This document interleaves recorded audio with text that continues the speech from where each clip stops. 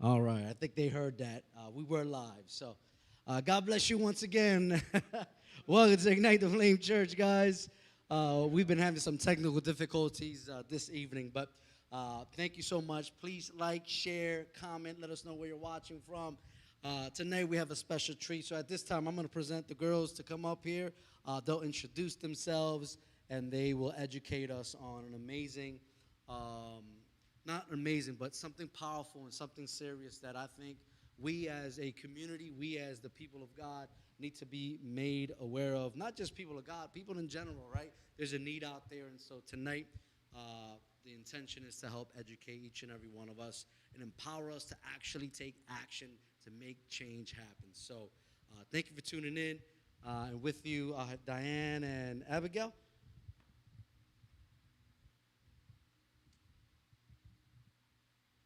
You can use the, okay.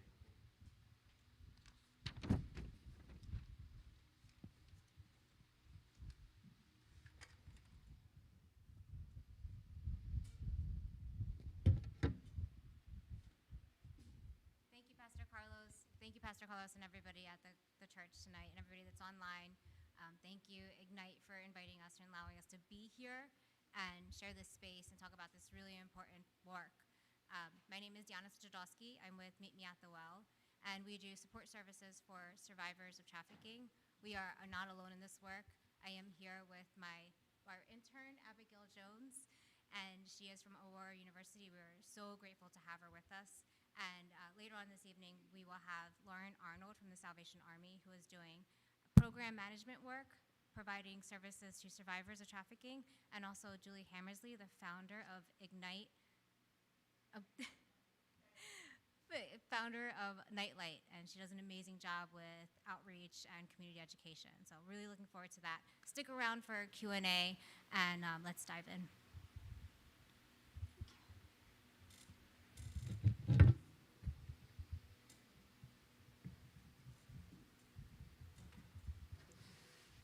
Are the slides up? We're going to pause for just a second. But I'll just start with the agenda. Going on to the next slide. Thank you. So tonight we're going to go through this. It might seem like we're going through really fast. It's because we are. It's a lot of information. But we are here. If you have questions, reach out to us, and we can set up another session and dive into it deeper. So we're going to talk about what sex trafficking is, how does it happen here, prevention and response, and then questions and a survey if you're interested.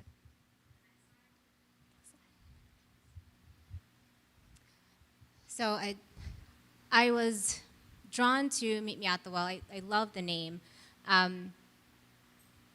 Amy Day was the founder, and in the work that she was doing as a child advocate, she realized that there was a community of people that were not being seen, who were living on the fringes.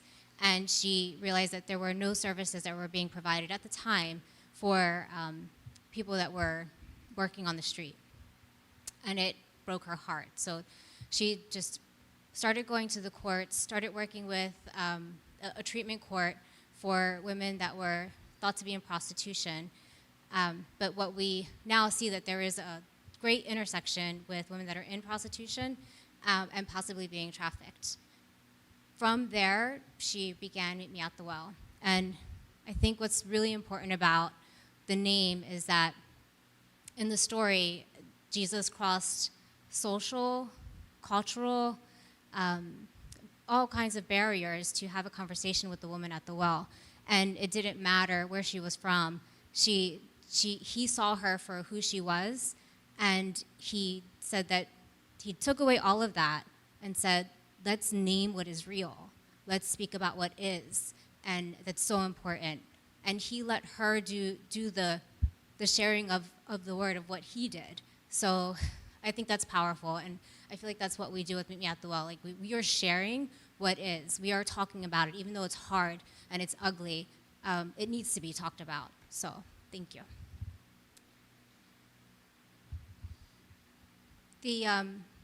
If anybody has any discomfort with some of the things that are going on tonight, of course, just take a break. make sure you're breathing. And you can also reach out to our LCSW, and her information is on the slide. Yes. Next slide.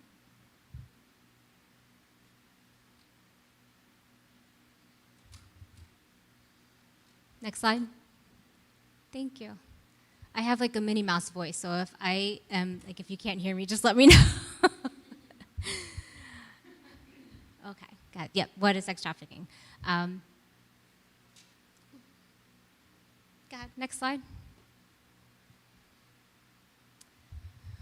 So it is called the modern day slavery, but the legal definition, it has to include force, fraud, or coercion. That is the legal definition of sex trafficking. If someone is under the age of 18, then it's automatic sex trafficking. Now, you don't have to prove force, fraud, or coercion. So it's anybody engaging in commercial sex under the age of 18 is automatic sex trafficking. And I will hand this one over to our intern, Abigail. Hi, good evening, everyone.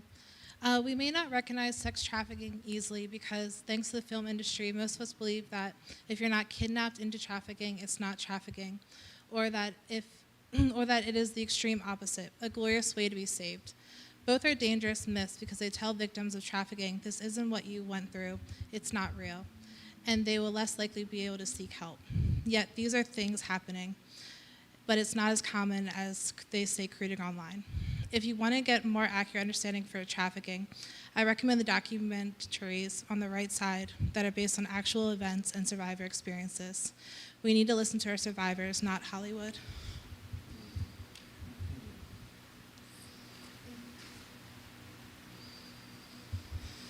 As we mentioned in a previous slide, thanks to the movies, many believe that someone has to travel across state or national boundaries to be trafficked. Someone can be trafficked from their own home.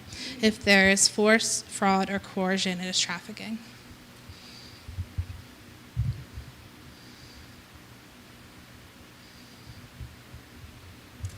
So this is a heat map of the United States. This is a data tracking map of the calls that are made to the Polaris human trafficking hotline. And as you can see, well, as you can't see, Delaware is in the middle of that huge red hotspot in the Mid-Atlantic area in the Northeast. Right now, we are working very hard to get a data collection system, possibly, hopefully, a task force to really try to disrupt what's happening in our state.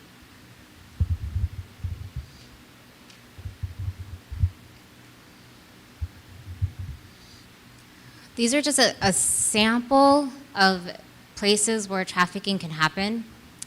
Probably the most common that happens in our community are the commercial front brothels and the massage parlors. I think we've all driven past that type of massage parlor where you drive by, it's 11 o'clock at night, their sign is on, it says it's open, and all the windows are covered. There might be locks on the doors, but in reality, we know what's happening. Next slide.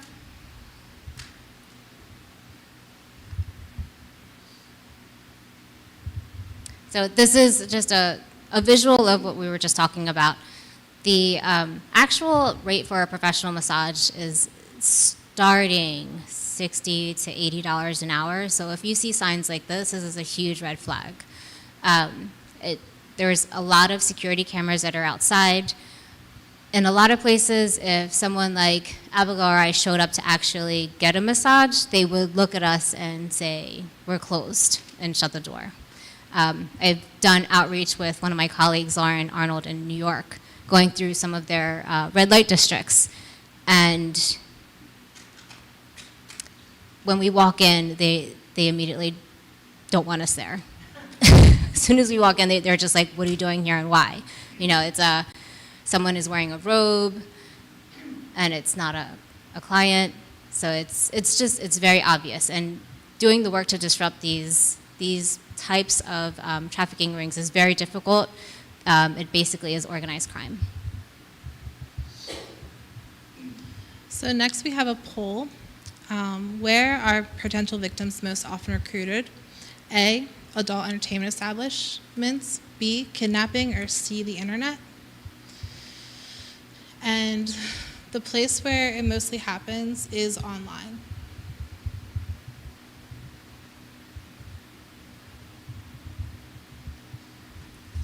So the National Human Trafficking Hotline identified that 55% of potential victims were recruited through the internet.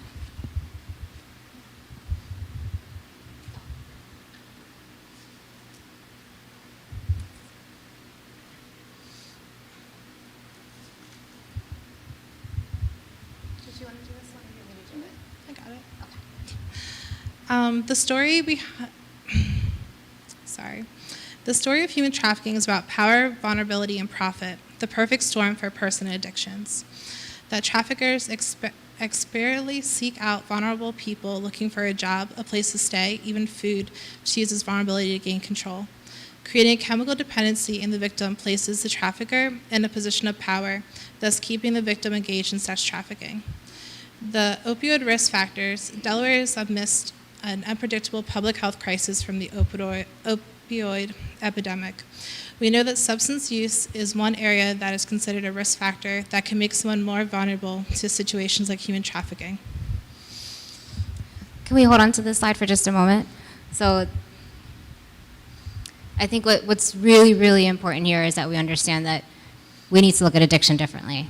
Because when you see someone out there doing what they're doing, understand that it's not just their addiction, that there's something else going on there, and that most likely there's someone else that's coordinating that action.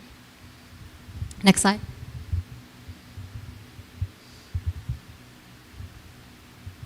So this is important because we drive past treatment centers, and sometimes we complain about them because people are hanging out outside. There is a different way that needs to be approached because traffickers recruit at these treatment centers because they know that people are vulnerable with addiction. That is horrendous. So we have this thing, right, NIMBYism, not in my backyard, but we need a safe space, a safe place for survivors to heal and to be able to go through whatever it is that they need to go through to heal. And if we are complaining about treatment centers and the people that are out and about on the outside who are being targeted for trafficking, where else can they go?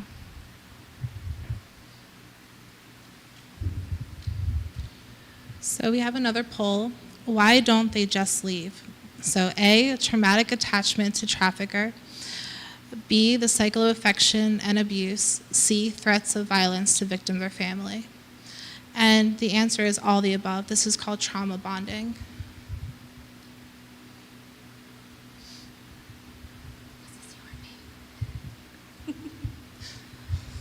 So this is huge, and it's a huge intersection with domestic violence also, because sometimes when survivors or victims of trafficking show up, it looks like domestic violence. You know, my boyfriend did this to me, but we have to start asking deeper questions because there's something else that's going on. If how are you getting the money to pay for the drugs? Ask these other questions.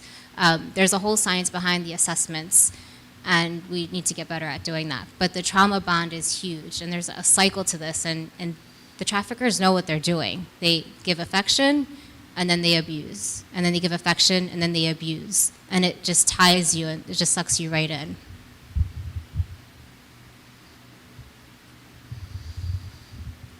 Trauma bonding is also used by traffickers to keep victims under control, in addition to the very nature of trafficking and methods they use to keep victims under their control create extreme stress psychologically, mentally, and emotionally. Our judgments and biases affect our quality of care. In these methods of conditioning, they're inducing fear and shame and have biological consequences. Their brain has been impacted by the trauma of this. This ties into how our survivors are walking around with trauma perception, shame, and vulnerabilities. And if we could pause here for just a second, I want to talk about the fifth or sixth bullet down, forced to give up custody of children. Sometimes a mother will choose to give custody of her children to someone else for their safety. we should not ever be in a position to judge that, especially if it's keeping the child safe. So just checking our biases at the door when we're working with someone who's a survivor of trafficking, and anyone. Like we shouldn't be judging in that capacity.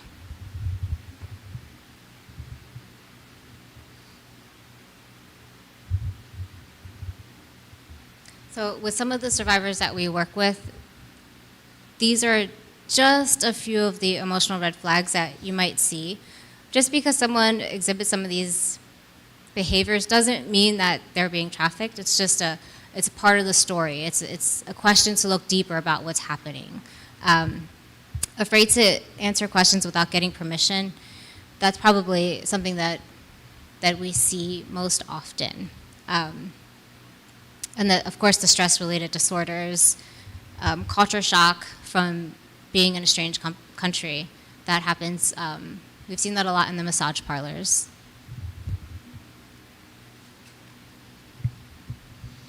And these are situational red flags of trafficking. It's in the adult entertainment industry. They're not free to come and go as they please. There's signs of physical abuse. There's usually an older boyfriend. There's also a boyfriend or girlfriend or other person that controls their conversations and decisions. And again, these are just indicators to ask other questions, to dig deeper. And these are 8 signs of catfishing. Catfishing is to lure someone into a relationship by means of a fictional online persona. The relationship progresses quickly. They never want to show their face. Social media usage is sparse. They ask for money. They seem too good to be true. Their job sends them around the world. Proper grammar is lacking, and they have elaborate stories. This is a really common way that traffickers target children online, youth online. But there are adults that are susceptible to this also. So just some of the messages that we have from survivors. Meet me where I'm at. Don't judge me. Take me seriously. I can tell when you really care. That's huge. Their BS radar is off the charts. Like they had to use that BS detector to survive. So if you're working with a survivor, just know that they know if you're not being genuine.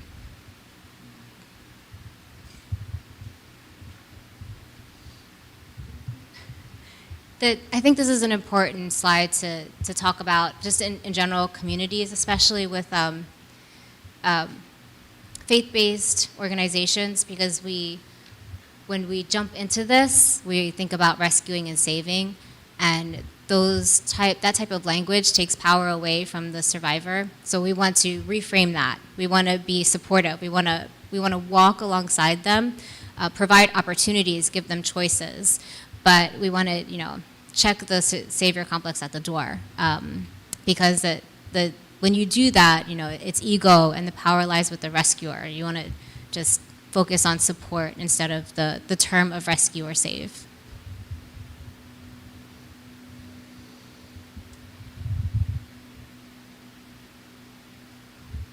And I think actually that might be the end. So we are going to transition here.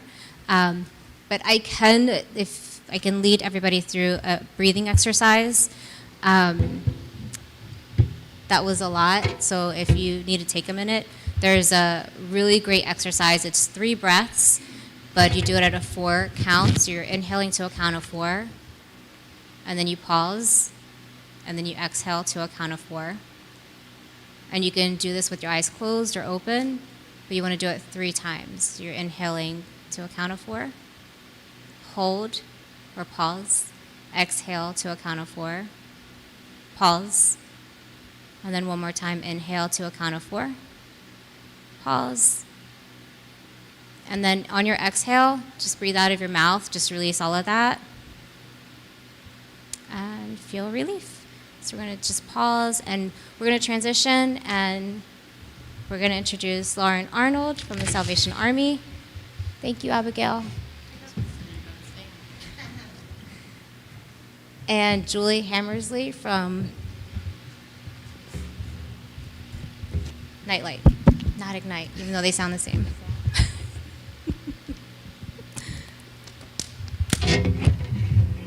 So what I would really like to do is, that's a great slide to end on, and something that we do need to talk about in the church because it's a huge taboo topic. But after this, we can turn the slideshow off. But yes, absolutely, this is huge. Pornography is the new drug. So 33 exposure to either nonviolent or violent porn increased behavioral aggression, including both violent fantasies and actual violent assaults. So get the small groups together and talk about this. Amen. We're just gonna go from, and we can share these slides. Okay, perfect. Okay, so I'm going to hand over the mic to Julie so that you can introduce yourself, talk about the organization, what you do, and the support that you're looking for. Okay, it's a lot. Yeah. It's a lot. We didn't rehearse. No, we didn't rehearse. So my name's Julie Hammersley. I founded what is called Nightlight Project. For me, myself, like my story is I'm a human trafficking victim. I was in the life for a little over 10 years. I've been in recovery for almost 13 years. And I work in this environment. I work within Delaware. I'm a therapist. After leaving this entire lifestyle, it was hard. It was extremely hard when it comes to changing your own perception, changing your own beliefs. Because, so Deanna, in her slides, that 90% of when you talk about traffickers and what they utilize is they utilize manipulation, and that's huge. If you look at the domestic violence model, right, we understand that. Why are you still there if he's hitting you? Why don't you leave him? You know, because manipulation is a very, very powerful tool to make you feel that you are alone and less than and you're not deserving of. And that's why it's important to have patience when it comes to working. Many of the women, can I stand up? Actually, do you want to sit here? No, I just like to stand. I just like to stand. So many of the women, and again, I work in a crisis mental health hospital, and before that, I used to work with what's called WISH. It was Women's Supportive Health, and that was a prostitution diversion program, right? So we went out at night, we went to the streets, we went to these women, Cash Ave, and I had this creepy van. And I would ride around, and I would talk to these girls, and I'm like, get in my van. And they're like, oh, I just did that. And I'm like, okay, get in my van again. And I would talk to them, right? I would talk to them. And many of these women do not even understand or even believe that they are being trafficked, right? Because first of all, nobody asks them those questions. Is there anybody personally invested in for you to continue this lifestyle? But he loves me. It's not like that.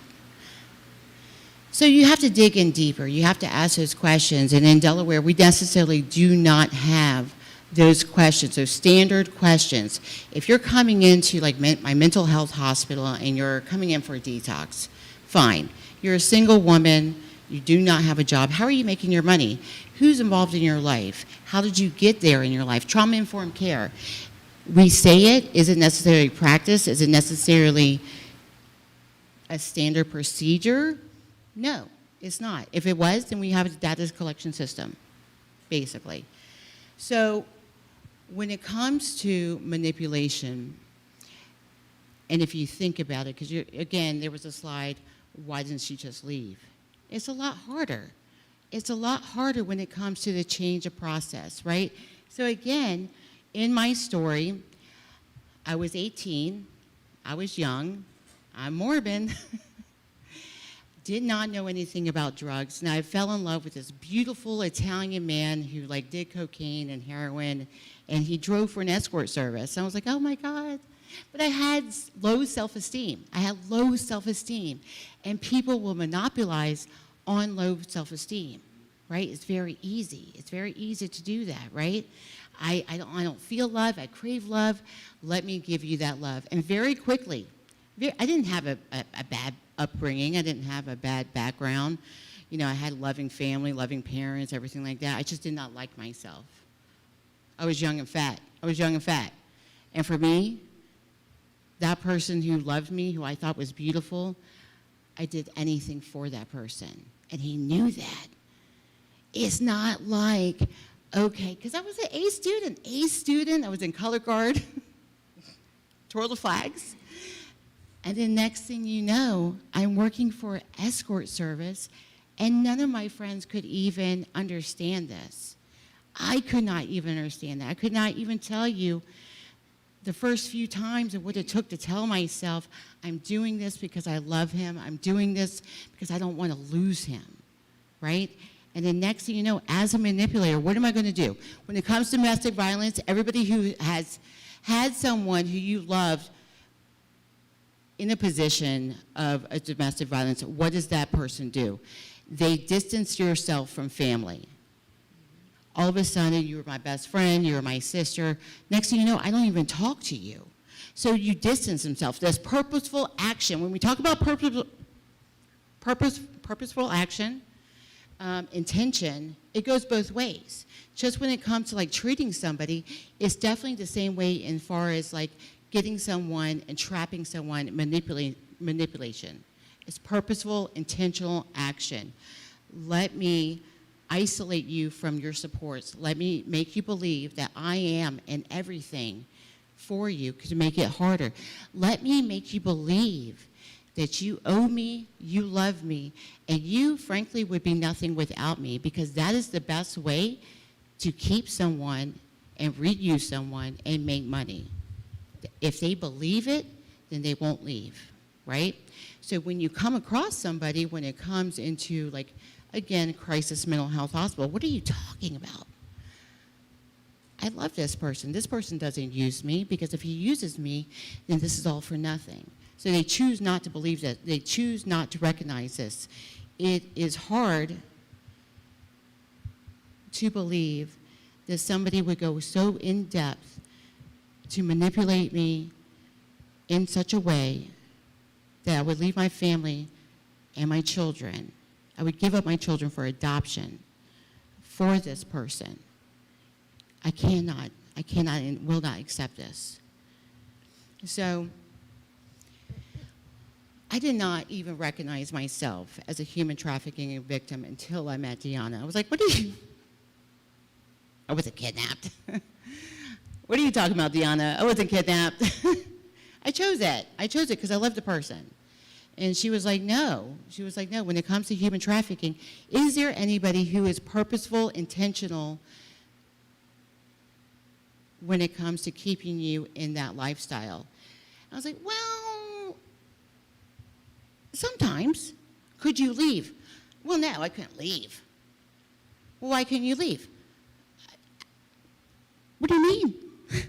I just couldn't leave. He loved me. He loved me, I couldn't leave. And then when you go in depth about explaining human trafficking, even after 12 years of leaving the lifestyle, already working in the field, I was devastated. I was devastated. I did not recognize myself as a human trafficking victim. I thought it was my choice. I didn't think that somebody would manipulate me as 18 years old and utilize that with low self-esteem to get me to have sex for money. And it was actually really heartbreaking. It was also like a little bit of a death for me. But it helped me in recognition with other women and in identifying what that looks like, right? Because manipulation is the best tool that you can utilize. And it is definitely a process. So she put up here as far as like social media, when COVID happened, you know what happened? 300% increase. Federal released it, 300% increase of people who were targeting people with low self-esteem online because they were shut at the house. They could not contact people. They could not have one-on-one interaction. They're reaching out to the internet. And that's normal, right? Because, you know, socially, you don't want to always reach out to your parents. You had enough of them. And you reach out to the internet to gain a sense of self, right? And predators know that. So that's why there is such a huge increase of targeting victims during this time, even more so than ever before. So I will talk all day. I will talk all day. I will talk all day. So what I did is I started the Nightlight Project. I'm just going to go ahead and say it. I started the Nightlight Project. So about a year and a half ago, there was the YMCA, and they posted something on Facebook that they were closing down this shelter, right, in Wilmington, right? And on Facebook, all I kept hearing was hashtag do better Delaware, hashtag do better Delaware. And I was like, well, that's BS. And they were live. Because it's all about purposeful, intentional action.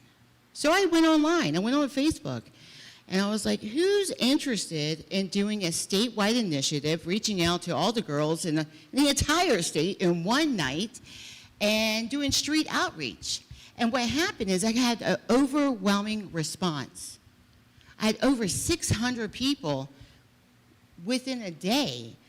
We would love to do this, right? So Nightlight isn't necessarily about when it comes to reaching out for victims of possible sex trafficking. Nightlight is how can you be a nightlight? How can you create a purposeful action? How can you sit there and be a person of change instead of being at your home saying hashtag do better Delaware, right? Because that's what it is, right? Ignite the flame, ignite outreach, how can you do it, right? So in that one night, after all the volunteers, we reached out to over 230 women in the entire state. Yeah. Yeah, and all we did, and it's minimal, right? It's minimal because, again, many of these women are there for manipulation. Many of these women do not recognize. So what we did is we provide them bags, essential items. Some of these women do not have access to things like called water. They don't. So we fill it up, we give them essential items, give them water, we would give them like protein bars, just something that could sustain them for a little bit. And then what we would do is provide messages of hope, letting them know that they're not pieces of shit. Right? Because sometimes we don't recognize, sometimes we feel like that's who we are. I am a prostitute, this is what I do for a living, I'm never going to be more than. And it's very important to reach out into your community because if you don't, then there will not be change. If you just don't do anything, then nothing will happen. So Deanna hired me for the Human Trafficking Council, and I work with Lauren, and she runs a trauma-informed human trafficking residential program. And so I'm going to let her talk. Thank you. Thanks. Thank you, Julie. Thanks. Thank you, Julie. We love Julie. So I'm Lauren Arnold, and I run the anti-human trafficking program at Salvation Army. We're located in Wilmington. Residential, we'll say that loosely because it's really emergency shelter right now. So our hope is that eventually we can open up a home for these women. We provide wraparound case management to these women. We've had, I can tell you, kind of just piggybacking over what Julie said, that the need is great. We had a lot of people in the beginning saying, I started the program about 2 years ago with Salvation Army, and we had people saying there weren't that many women, that there probably wouldn't find that many that we'd really have to reach out to. In our program alone, I've had 41 women come through the door. That's just for Delaware. And those referrals come from a lot of networking that we had to do throughout the last couple of years. So we made a lot of partnerships in the community. Deanna and I did a lot of training at different places in the beginning and just kind of going out there, I guess, and getting the work done and just, hey, putting a PowerPoint together and trying to let people know that this is actually happening.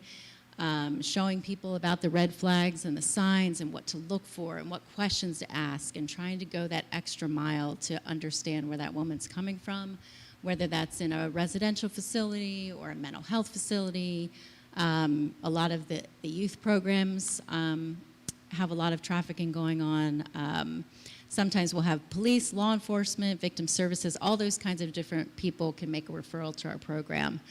And the process is really simple. We make it as easy as possible. So all you have to do if you're in the community is say, I think this is going on. and you can make a referral to us. So we have, throughout our program, what we tried to do is have it very much so survivor informed, because, you know, I have not been trafficked, so I wasn't trying to come into this and saying, oh, I know what I'm going to do and I'm going to, you know, make this great program. Thankfully, fortunately, I work with Salvation Army, who has 46 programs throughout the U.S., and work with a lot of great people in other states who have already, we don't have to reinvent the wheel, because it's not really rocket science. It's reaching out to people in need, understanding that they're there, first of all, that this is a problem, and being genuine, trustworthy, and having integrity. Because as Deanna mentioned, I can't tell you the number of girls that we've seen that, and to me, I don't want to stand up here and say this is so great, like we're doing such a great job. To me, this is a mission for me, it's a ministry, and I think God has really blessed it. A lot of the girls in our program have said, this is a different, it doesn't feel like a program. It feels like you actually care about us, you love us, you don't judge us, and that's the reason we keep coming back to you, or to the program, to Salvation Army. And women don't always stay. It's a situation where, you know, they may feel like, okay, I got food, I got my basic needs met, I'm off the street, but then that call from their boyfriend, from that trafficker, whatever, it can be just one phone call, and sometimes they go back out there. And so if that happens, there's no judgment. We continue to give that lifeline out to them. We are always open. We always have an open door. I have my cell phone on 24/7. So whatever the need is, we make sure that, you know, we can meet it. I think that this work is so important, and I know that I realize that there are so many things that a church can give to. There are so many things that are vying for our needs. There is so much evil in the world. There are so many things we could stand on, you know, so many, I don't know, battles to fight, hills to die on. But for me, this is what it is. I think the Lord called me to do this, and that's why I'm so passionate about it. And, you know, standing up here with these women who I love, and working with others in the community, and a lot of them are from faith-based organizations, because we have that same mind and that same spirit. It's different. I think it's different, and I think that the people that we serve see it. So that's what we're trying to do out here, is we're trying to bring awareness to the issue. These are people, you know, in the Bible it says the least of these. These are the people that society has forgotten, or maybe, like you said, we just choose to look away. Because, you know, that woman that you see, and I realize I'm a strange duck. I drive to work every day on this up Lancaster Avenue. I'm like, oh, there's somebody. Okay, don't stop. I know I'm not supposed, it's not always safe, but I don't really care. The Lord's with me. We're good? Okay, I'm going. So that's the crazy life I live on the way to work and the way back, because I feel like God so many times, Deanna's a testament to this, but I've chased women down the street. I know that she needs help, and every single time afterwards, I'm like, God has provided. He meant me to be there for such a time as this, and so I'm going to do it. So I am so thankful for churches like you guys who are willing to put this out there, and just willing to have us and listen to what we have to say, and just hear our heart, because I do think it's the heart of God to do this. So I want to talk about some of the greatest need that we have in Delaware is a long-term restorative residential program that does not exist. It does not exist. Thank goodness, thank God for Lauren's program. There's an emergency shelter that is specific to victims of human trafficking. But outside of that, we scramble. We scramble for resources to try to make something work, because we want to show up and we want to say we're here for you. But it's really hard when we don't have the appropriate resources for the long-term restorative care. Yeah, but we should probably, did you want to say something? Okay. I did. And then we'll open up to questions. So I really wanted to talk about what it means for long-term, right? It took me 3 years for balance, right? My clean date, again, of course I did drugs, because you have to do drugs, and I was given drugs. And through through a decade of utilizing drugs, it's not like you can just stop, right? You can just stop and feel like, oh, I'm amazing, I'm well, I'm blessed. It was a transition, right? So my clean date is the day my twins were born, just born. Now, I had 2 children before that, and I gave them up for adoption because I did not know how to survive without drugs. I did not know how to take care of anybody because somebody else took care of me in their own messed up way. So I'm at this hotel. I'm with this guy. My water broke, but I didn't even know it because I was in the bathtub smoking crack. And then finally it got to the point, like, I'm like, there's no prenatal care, right? I just knew that I was having twins because I would take a hit of crack and there was a lot of body parts that were in my stomach. And I was like, this isn't normal. This is more than one. So I'm in this hotel room and I was like, okay, you gotta take me to the hospital. I gotta go. So I went to this hospital and I gave birth immediately, like a emergency C-section. And there's 2 of them. And something happened. Something happened as God has changed. But there was 2. And I knew that I had to do something because I knew what it was like to continue this other lifestyle. I knew what it was like to be a piece of shit. And it's really, really scary. It's really scary. Can I be a mother? Can I work in this field? It was hard. And I couldn't stop, like, these impulses, right? So you stop doing drugs, and again, I was very, very fortunate. I'm from Charleston, South Carolina, and I had an opportunity where the babies, because of course they had drugs in their system, and I had a DFS case, that the children went to this residential inpatient program for 3 months, right? So I'm learning how to get off drugs. I'm learning how to take care of these children in somewhat of a supportive environment with a bunch of messed up women too. Basically. And I could not be around people. I could not. So I'm very, very lucky. I did have my mother. She was very supportive. She was living in Alabama, and she left her job, transitioned over to closer to where I was at, and she bought this orchard in the middle of nowhere in Georgia.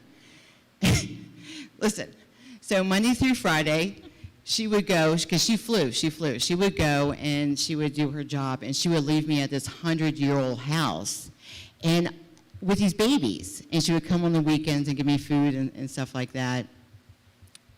And all I did was paint this old house. Because it took a long time. It took a long time for calming. Instantly, I could still be around somebody, and everything inside of me is wanting to use that person, manipulate that person. Those things didn't necessarily change right away, even though I wasn't doing drugs. So it's called PAWS. It's called post-acute withdrawal symptoms, right? Thanks, Boo. And with that, when you're talking about utilizing drugs long-term, you don't see the effects. Many times when it comes to families, they get very upset when their loved one is clean because they don't even know what to do as far as blaming someone as far as their actions. They're like, listen, this person's clean and they're still a jerk. They're still a jerk. So those patterns don't change all of a sudden. So that's why long-term is greatly needed. I remember a year and a half. I was a year and a half sober, and the babies, they did something very cute. They did something cute. I think it was like Thanksgiving or something like that. My family was around, and it was very weird for me to be around my family because I felt worthless, right? So the twins did something cute, and I felt so depressed. It took a long time for those intimate occasions with my family to compare to utilizing drugs. Right? It took a long time for that. And that's what people really need to understand. Because they're like, hey, I've been a year and a half clean. If it's going to be like this, I might as well use drugs anyways. Right? Why am I going to feel like this? But it does get better, and I will guarantee all day, every day, that will not get better if you don't learn how to change. And it is hard. It's very, very hard. So that's why when you talk about residential, long-term residential program, especially within this population, even now, again, almost 13 years. Like when I left, I got my bachelor's, I got my master's, I'm working on my second master's. I've been in this field for over 10 years, and I still always have to explain why I'm not a piece of shit anymore. I'm so sorry. I'm so sorry. I know it's Ignite. But recently, I just applied for my licensure. When I went for my master's at a college, they're like, have you ever been convicted of a felony? I'm like, yes. Well, we need to write a letter. Why? So even if I choose not to talk to anybody, I can't.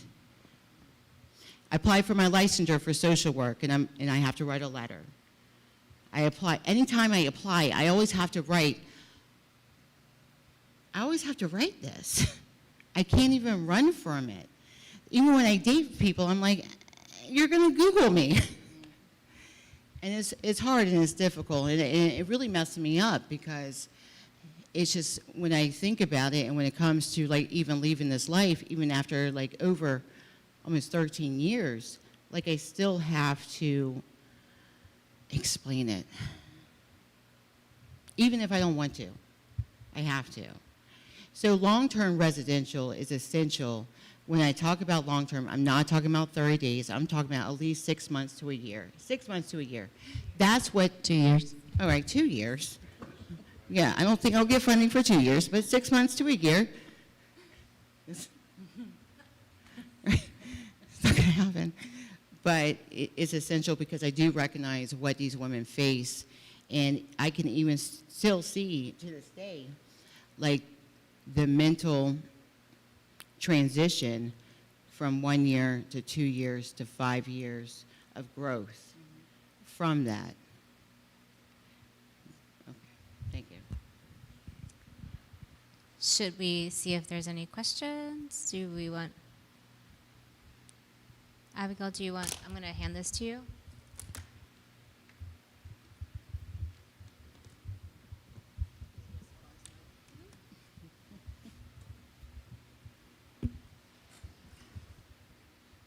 Well, I had a question. What is something practical that we can do to help victims of sex trafficking or human trafficking in Delaware? Did you say something practical? Yeah, like what's something easy or practical we can do? Yeah, invite us out to do these. Yeah, I mean, getting involved, I guess, would be in your local organizations, such as ours. You know, we invite anybody to come out and volunteer. We do outreach as well, so we're doing that on a monthly basis at Salvation Army, and then Nightlight also does projects where they go out into the street. Now, not everybody's comfortable with that, just us crazy people. You know, because there is an element of danger to it, and we have a certain protocol now at Salvation Army that we use for that, but so there's that, but there's also like your typical getting donations for those outreaches and things like that. We have been very, very blessed. I have a whole room of toiletries and things like that, but you know, eventually that goes away after we start to give out the bags and things like that.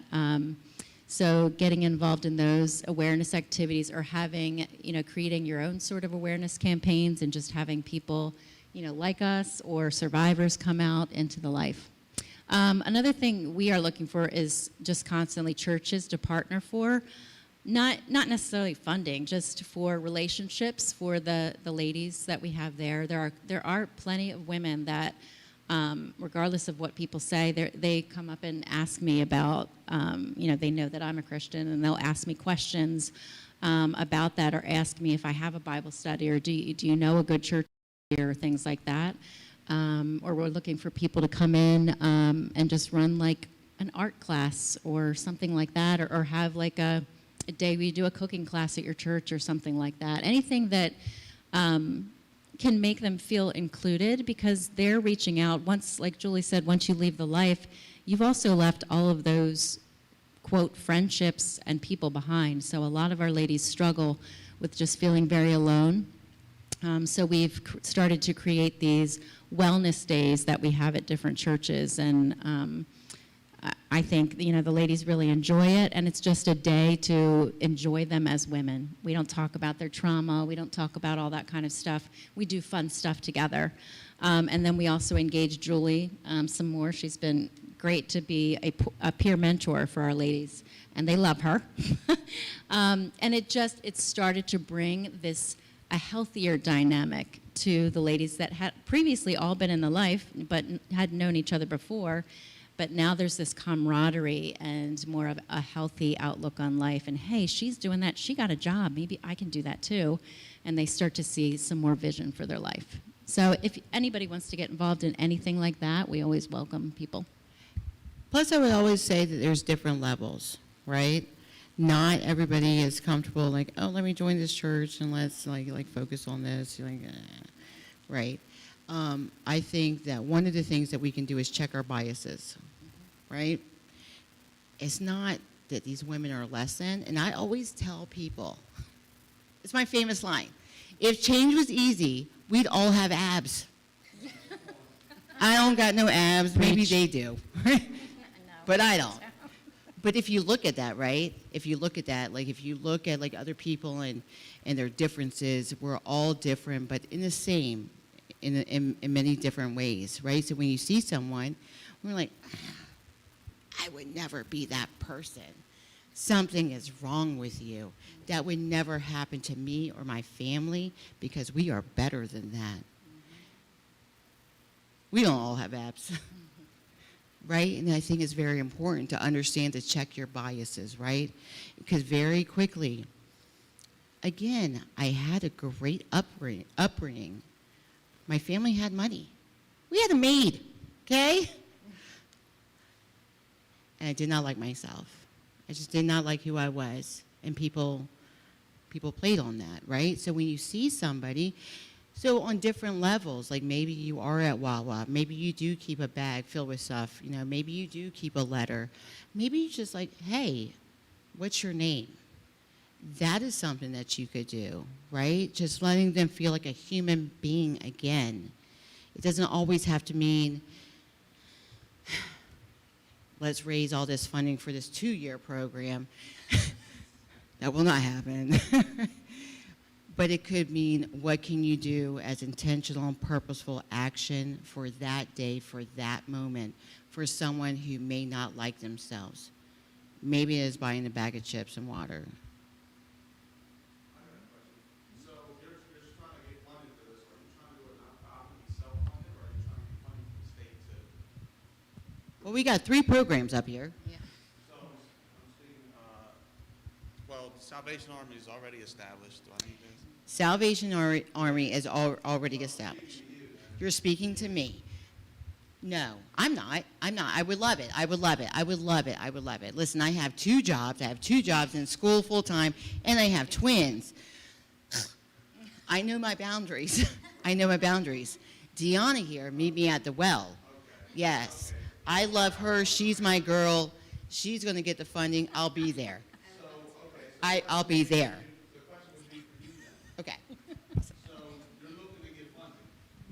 Are you going to get funding? So we have looked into working with government funding. Government funding is tricky because there's a lot of restrictions. Right. So we have to be very careful. If we want to be a faith-based organization, there's certain things that we still want to do without having to ask permission.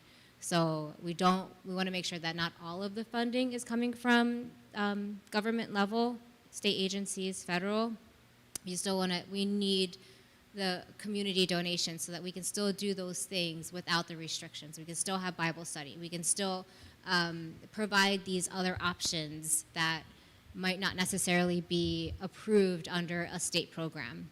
Does that make sense? Yeah. So you're early in it, correct? You're early in the fundraising, right? Very early, yes. So are you for somebody that, so somebody watches this and say, you know, a year or whatever, and they're coming off the streets, are you doing like a medically assisted treatment kind of, like can they come in on something, or how does that work? So we partner with the Salvation Army to do this because Lauren Arnold is an amazing and talented advocate, case manager, social worker, but you also have a lot of experience working with women when they come out of addiction.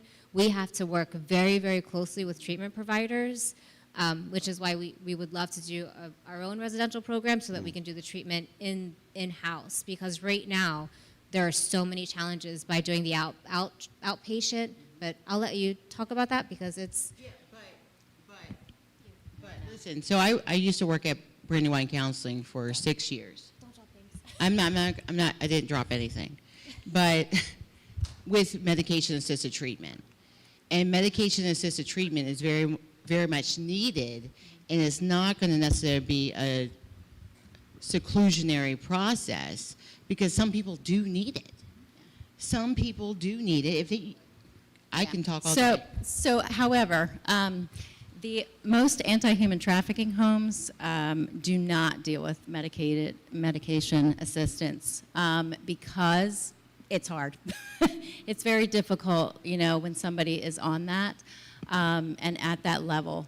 So a lot of our programs are just, I think the answer is we're all reconsidering and trying to figure out how to do that best, because it's just different for every program. Right now, we have women that are in the shelter, and we do accept women emergency shelter because it's emergency shelter. Whatever level they're at, they can come in, and we just, if they're on, if they have substance abuse issues, then we work with them because we believe that they need to have the choice in what to do. So some of that is medicated assistance, but that's typically after they've gone through maybe a 30-day, a detox or something like that. So what I said earlier is that, like, there are some things that we like to have in-house, but a woman coming out of the life, because we don't have a 2 to 3 year program residential right now, they need to be able to continue to get things in their community as well. So if we seclude them so much and you have everything in this lovely magic house, when they get out of that, it's not so easy. So we kind of think it's sort of a hybrid where you have to hold their hand for a while, and we have some things in-house, but then we're teaching them to be independent and to go out and get those resources in the community, because those are the relationships they're going to have long-term. And so so that way we can provide them multiple choices when it comes to, you know, for example, substance abuse treatment. So we work with a ton of different agencies to try to do that. We have another question here. At Ignite, we're really intentional with doing outreach, and we want to empower our volunteers and just people that want to get involved, right? So I know we talked a little bit about some red flags. You know, off the top of your head, you know, what are the top indicators, the top red flags of someone currently being trafficked, especially when it comes to teenagers and young adults?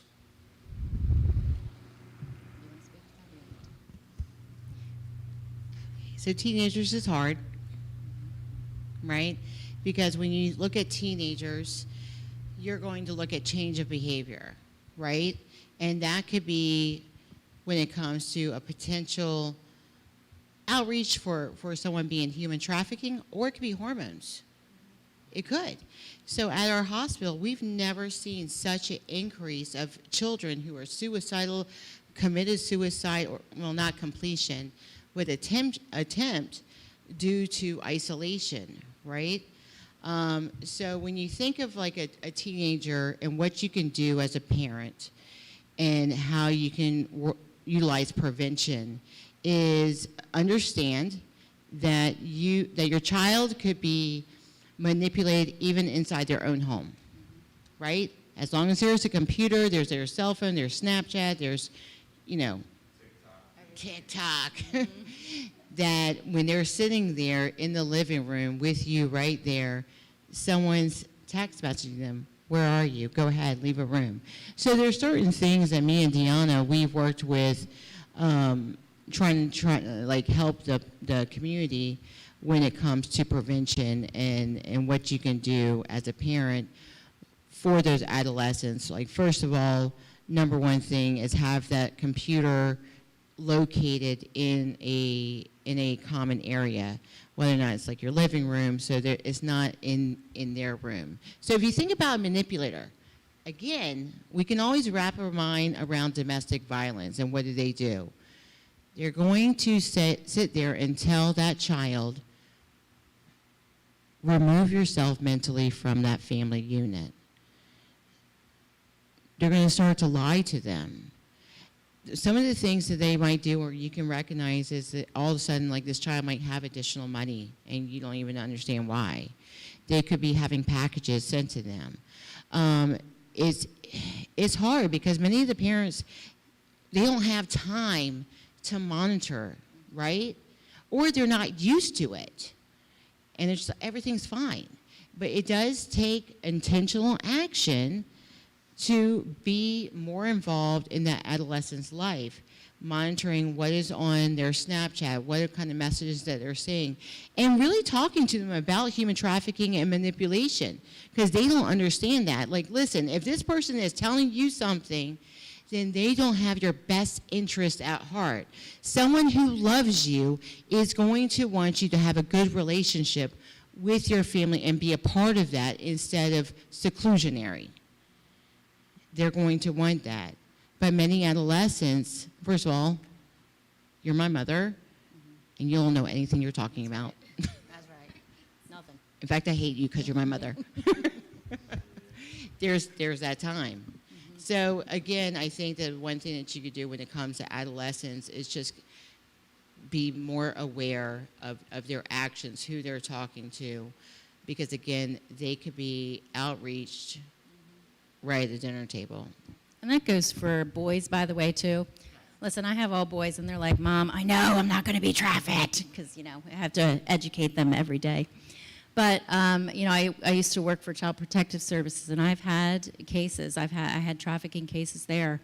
They're still going on for adolescents, so it is happening. And boys are being pulled in through it, even, through the Xbox and through gaming situations. And by the way, all traffickers are not just males. There can be females as well. But I think the point Julie's making is pay attention. Pay attention to the kids, because now more than ever, we're just allowing them to be online. They're online for school. They're online for all of these apps. Oh, I have to do this for homework. They're in their rooms on their phone. That's why there's all these memes. The kids are just there with their phones, and so are we. So I think it takes intentional monitoring to be able to do that and be a pain to them, because you're a parent and you're not supposed to be their friend. I think that's part of what we have to remember. But there is one good app out there. I remember that we had put out called the Bark app. If anybody has heard of that you can put on the kids' phones and on yours, and it will monitor for you and check for kind of red flag language and things like that on multiple apps on their phone. So that's at least one good Bark. Mm-hmm. BARK, Bark. Yeah. We're not affiliated with them. We don't. This is not a sales pitch for them. No. Just saying it's a tool out there. Yeah. So I want to provide an example of how this really, even within my own home, my own children. I've been doing this work with these amazing women for a long time. I talk about this a lot. They hear these conversations that I'm having. They know they know it's real. They know it's very real. And they know that children are also susceptible. And she's 13. She wanted to go to the mall. We know all the rules. We know what we're supposed to do, right? Like, the mom said, are you okay if I drop them off at the store and I'm going to go to the store right next to the mall? And she says there's 3 of them, and it's her daughter and another one. And my daughter's standing right next to her, and I say, together, right? Together, right? And she's like, yes, Mom. And I think that's what they get to a point where they're like almost rolling their eyes, because we're so nagging about this, right? Yeah, but it's a big deal. But also, what ended up happening was that they went to the mall, They're in the food court, and a woman comes up and says, "Does anybody have money?" And my daughter says, because this is what I've done, "I don't have cash. I have credit card. I'm sorry." Like, she got that right from me. We talked about this afterwards. But the two other girls gave like $1 or $5, and she looked at my daughter and she said, "Well, can you walk with me to the store? There's like this thing that I want, and it's really cheap." And my daughter looks over at the other two, and she knows, just like Lauren, she has seen me, stop and give bags to women or men on the street. Stop and give to people that are in need. It's what I do. And she said, "Yeah, I can do this." She got up, started walking, and the two girls walked behind her. And they get into the store, come back out, and she says, "I'm going to go have a cigarette. Don't you want to come have a cigarette with me?" Like, no. Like that. These all just red flags. There were two gentlemen that were waiting outside that she was with. Yeah. So they called the mom to come get them and relayed the story. What I will say is that when your child comes to you with these things, as hard as it will be to not scream and cry, don't scream and cry, because then they won't tell you these things. Be present, be calm, say thank you so much for telling me this, and I'm so proud of you for saying this, because I know the fear that she had when that was happening. And me screaming at her wasn't going to help that fear go away at all. And then later on, you can talk about it more, about what could be done differently. But this just goes, and the learning moment was that it could have happened to her. It could absolutely have happened to her. Knowing everything that she knows, she could probably come up here and do this presentation. But she understands now that it's real, that the risk is real. And when people disappear, when people go missing, that relationship that person has, if your child has a relationship with someone that is questionable and they're pulling your child away from the family, huge red flag. If the person is not coming into the house, if you don't know where this person lives, who their family is, be cautious, be very cautious. And then the extreme changes in behavior. So if your child used to look at their phone on the couch in front of the TV with you, and now they're in their room all the time, which is most children now. But if they are extremely upset if you try to spend time with them or be in the room with them, that's another red flag.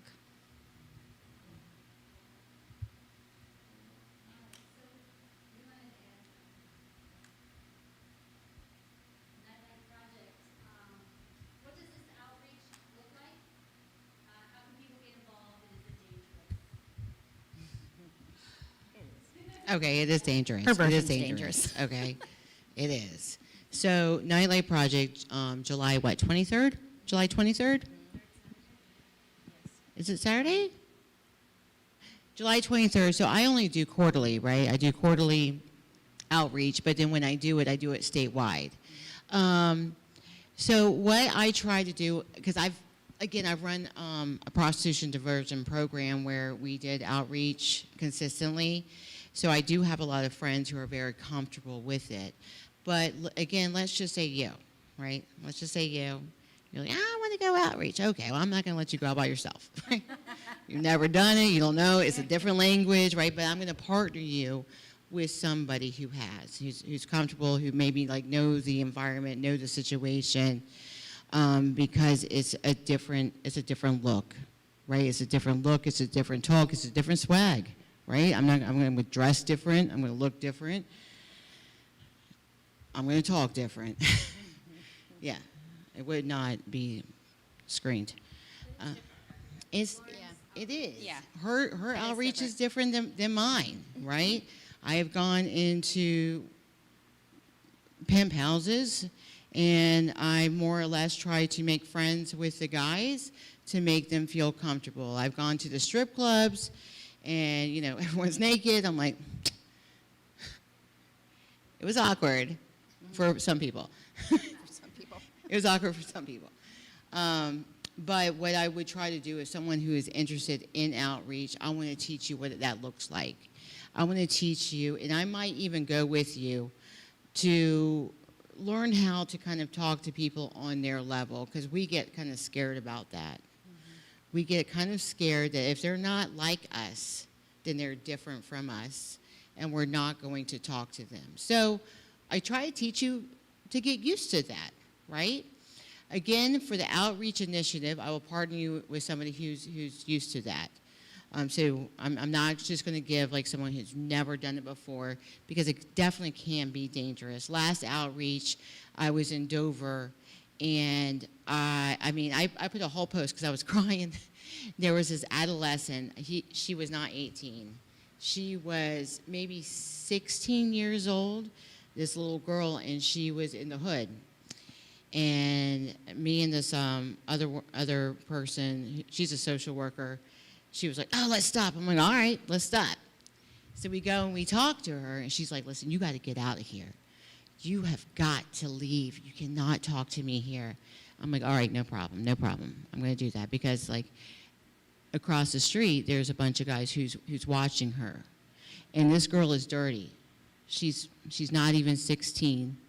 She's completely dirty, has no access to water, and he only feeds her $1 burgers from McDonald's. So I'm like, okay, listen, I'm going to leave this bag right here, and I'm going to walk away. Because sometimes when you outreach, you can cause more harm. And you can cause that person, because as soon as we left, they're running. What did they do? What did they do? What did they say to you? She's like, nothing. So that's my goal, is trying to teach you how to be comfortable, what that safety looks like. What do you need to look when you go outreach, and surround yourself about what are those red flags there. Because sometimes it's not safe. Sometimes it's just not safe at all. Sometimes it might be better to go during the day. It can change politically. There's so many different factors when it comes to it. But that's what I would try to do. So if you go on Facebook, there's a Nightlight Project. You can look on there. You can reach out to me. My name's Julie Hammersley. You can always send me a message. I do take donations. I'm not trying to create a residential. I'm not. She is, but I'm her friend, so I'll be there. But I will go and like I help women. Like if they need like a safe place, I'll get you a hotel room or something like that. I'll buy you some food. I'll take you out for a day just to make you feel like a person. Those are the type of things that I do, in addition to the statewide outreach. Thank you.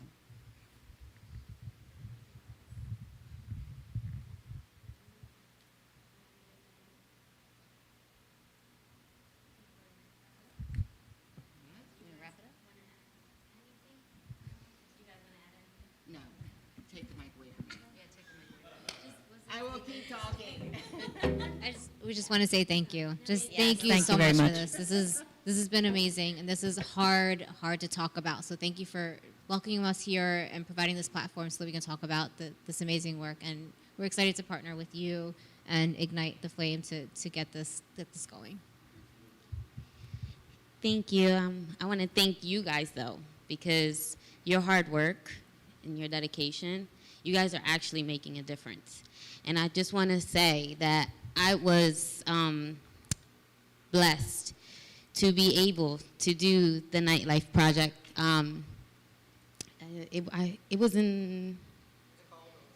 It was cold. I had a jacket on. And what I saw out there, it was the real deal. And it is dangerous. You have to gear up. But when you go out there, you have to have the mentality that even if you impact one person's life, it's worth it.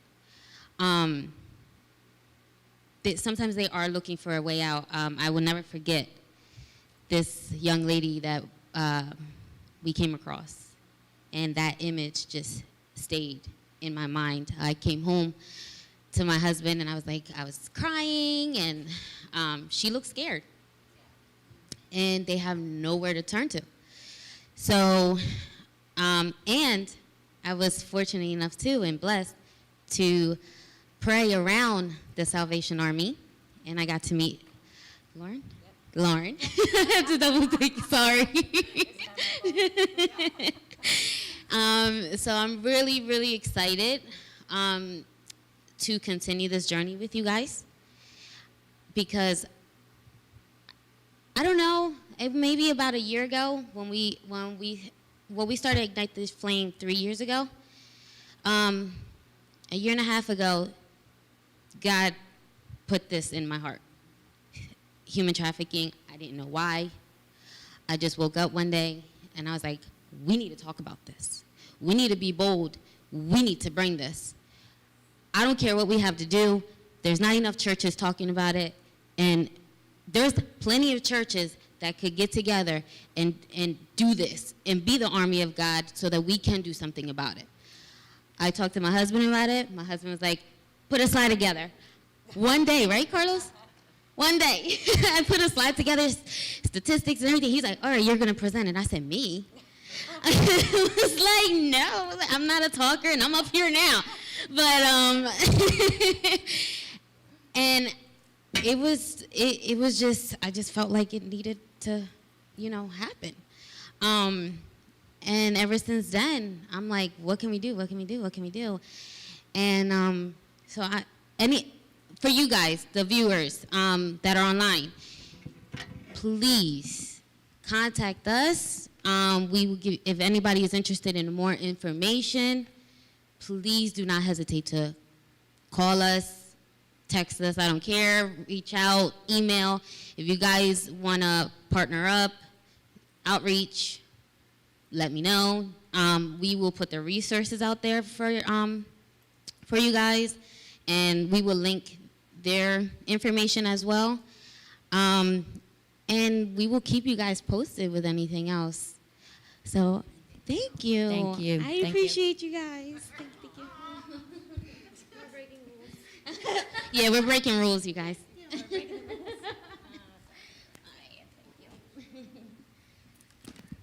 All right. Carlos, you want to add?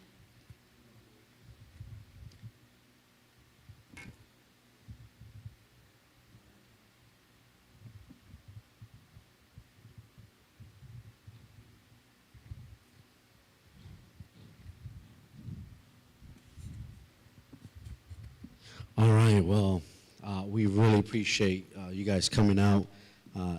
Diana. Lee Tirado? Yes, that's my stepdad. That's your stepdad. He was watching, so he texted me. Said, that's my daughter.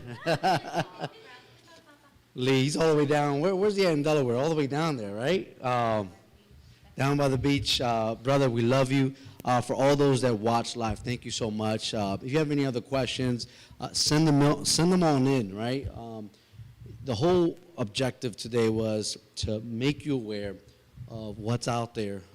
This is real, and it's sad that nobody really wants to hear about it, but we're going to be in your face. We're going to put it out there. That's our job, and the more we speak about this, the more the awareness is going to spread, and people are going to get involved. And as you guys know, when we do outreach, we do it big. And so we believe that even this Saturday, we have our big outreach event. We're expecting 40, 50 volunteers. If you want to be a part of it, please contact us. We want to send you the address, details. We're going to be in the hood, the city of Wilmington. We're going to be meeting the needs of families there. But the focus today, right, is human trafficking. One of the things that I was thinking about was that these victims were once children. Yeah.